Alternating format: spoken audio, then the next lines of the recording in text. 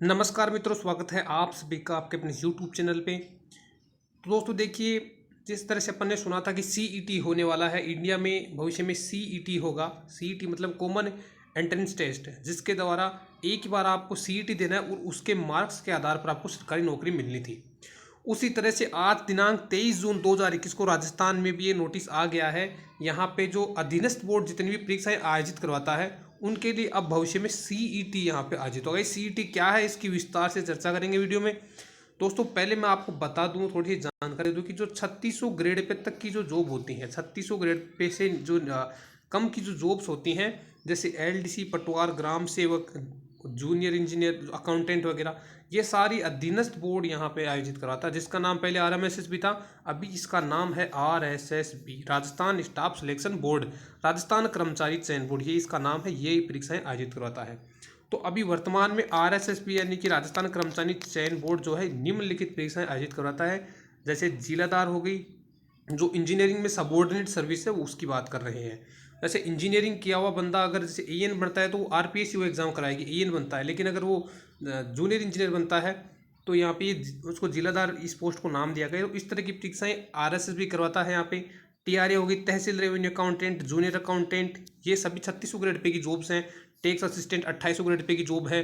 इस तरह से सुपरवाइजर हो गई, वुमेन सुपरवाइजर, आंगनबाड़ी में सुपरवाइजर, ये सारी जॉब्स आरएसएस भी इनकी परीक्षाएं लेता है। इसी तरह से यहाँ पे जो 12th पास की जो वैकेंसीज हैं, जो 12th के आधार पर जिनकी एग्जाम होती है, जैसे फॉरेस्टर हो गया, ये जैसे कलर ग्रेड हो गया, जूनियर एलडीसी वगैरह, ये सारी जो पोस्ट होती हैं, और इसी के अलावा जो एक अपनी लेब असिस्टेंट आती है, ये सारी परीक्षाएं जो 12th के आधार पर होती हैं। साथ ही जो ग्रेजुएशन वाली भी कुछ पोस्ट है जो कि 3600 ग्रेड पे से कम की होती हैं, उन सभी की परीक्षाएं यहाँ पे आरएसएस भी लेता है। तो अब भविष्य में सीईटी नाम की परीक्षा होगी, सीईटी होगी, और उसके आधार पर उसका फायदा ये होगा सीईटी का, देखिए कि जो है बार बार अपन को फॉर्म भरना पड़ता है, हर वैकेंसी के लिए अलग से फॉर्म भरना पड़ता है, परीक्षा में सम्मिलित होना, एग्जाम देने जाना, सेंटर दूर आ जाता है तो अपन एग्जाम भी नहीं दे पाते। तो ऐसी बहुत सारी समस्याएं आती हैं, उनके लिए समान पात्रता परीक्षा यहाँ पे कॉमन एंट्रेंस टेस्ट यहाँ पे की जाएगी। वो कौन कौन से, इसको डिटेल्स में अपन पढ़ेंगे और इसी के आधार पर यहाँ पे सिलेक्शन किया जाएगा। तो अब इस लेटर को अपन डिटेल में पढ़ते हैं। राज्य में अधीनस्थ एवं मंत्रालयिक सेवाओं में भर्ती संबंधी कार्य राजस्थान कर्मचारी चयन बोर्ड द्वारा किया जाता है। अधीनस्थ सेवाओं के कुछ पदों पर भर्ती राजस्थान लोक सेवा आयोग द्वारा भी करवाई जाती है। जैसे 3600 ग्रेड पे की ही कुछ जॉब्स हैं, जैसे 3rd ग्रेड टीचर है तो वो आरपीएससी करवाती है यहाँ पे। कभी कभी नियोक्ता प्राधिकारी द्वारा अधीनस्थ एवं मंत्रालयिक सेवाओं के पदों पर स्वयं के स्तर पर अथवा किसी अन्य भर्ती के माध्यम से भर्ती की जाती है। लेकिन यहाँ पे पृथक पृथक आवेदन हमें करने पड़ते हैं, इसी के वजह से लाई गई है। राजकीय सेवाओं में विभिन्न पदों की भर्ती के लिए बार बार आवेदन करना, श्रम व्यय को कम करने के लिए यहाँ पे एक समान पात्रता परीक्षा लाई गई है। अब इसके बारे में क्या क्या लिखा है वो पढ़ लेते हैं। इसमें 2 कैटेगरीज बनाई गई हैं। एक तो है गैर तकनीकी पदों की, जो कि टी में और उसमें फर्स्ट में और सेकंड में नीचे जो लिस्ट बनी हुई है, जो कि ग्रेजुएशन की और 12th पास दोनों की अलग अलग लिस्ट बनी हुई है, उनके लिए आयोजित की जाएगी। स्नातक एवं उच्च माध्यमिक शैक्षणिक योग्यता के आधार पर अनुसूचित 1 एवं 2 में उल्लिखित पदों के पृथक समान पात्रता परीक्षा आयोजित की जाएगी।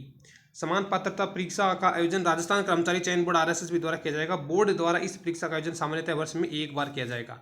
तो एक बार ये परीक्षा की जाएगी, उसके बाद में जो है इसकी लगभग 3 साल तक इसकी वैलिडिटी रहेगी। यहाँ पे देखिए, समान पात्रता परीक्षा के नियमित आयोजन के मद्देनजर आरएसएसबी एक विशेष प्रकोष्ठ का गठन किया जाएगा, जिसका प्रभार राजस्थान प्रशासनिक सेवा का वरिष्ठ अधिकारी होगा, जो सीधे अध्यक्ष राजस्थान कर्मचारी चयन बोर्ड को रिपोर्ट करेगा।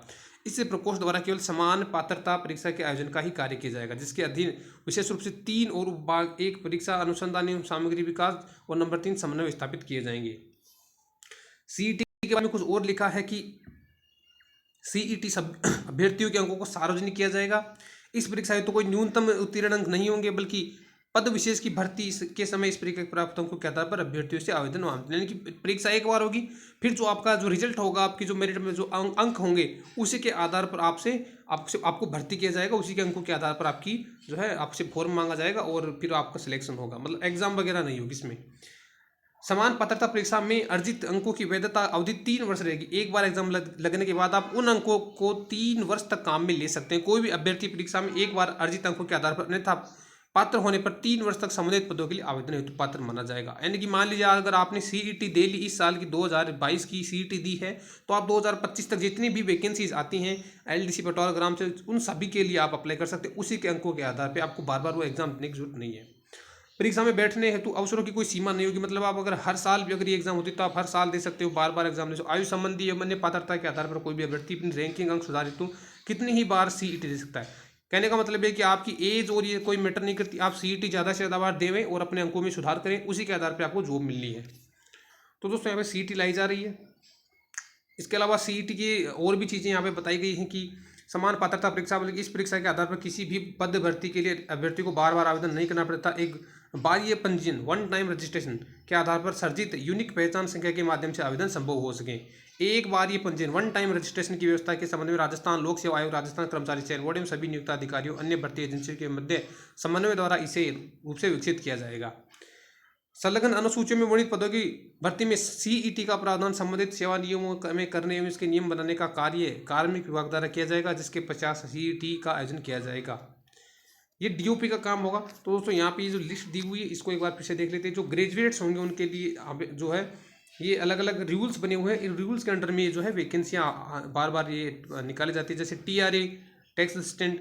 तो ये जितनी भी वैकेंसी है वो ग्रेजुएशन लेवल की वैकेंसीज होगी ये सारी। इसके साथ ही जो नीचे 12th पास की जो वैकेंसीज हैं, जो उच्च माध्यमिक के आधार पर अपनी ली जाती हैं योग्यता, उनमें होती है एलडीसी क्लर्क ग्रेड 2 सेकंड, ये जो भी है हॉस्टल सुपरिटेंडेंट, ग्राम सेवक, पटवारी, सारी वैकेंसी।